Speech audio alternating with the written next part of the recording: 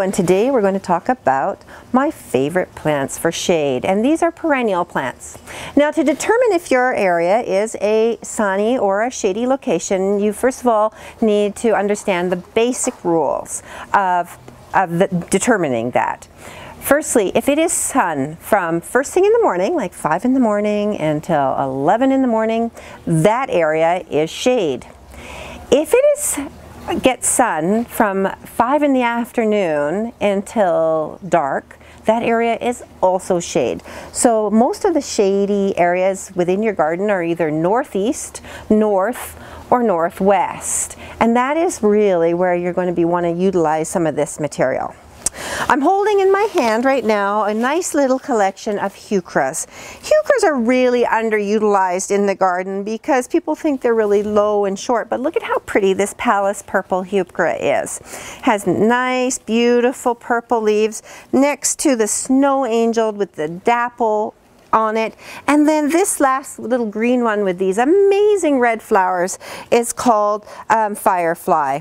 These heucheras would grow low in the front of your bed, and they love being in a moist, shady location.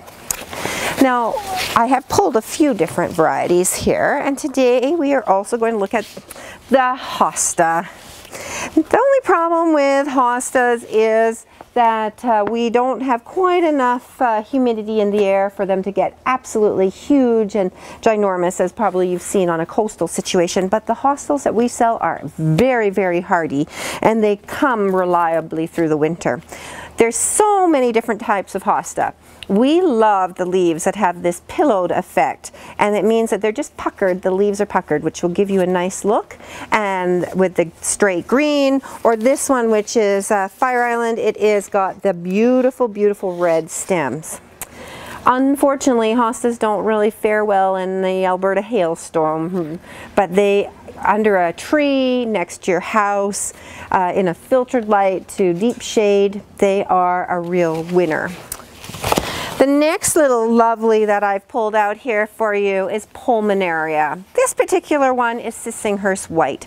The reason I like to use a lot of white flowers, and this has a white blotch on their leaves, is because in a shady area it really, really shows up. And the Pulmonaria will bloom before it even leaves out. It is not unheard of to have this full bloom in mid-March and to early April, especially on a nice spring that we've just had.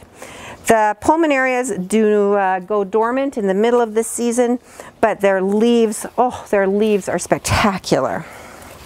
The next thing that I like to use, this is Filipendula red umbrellas.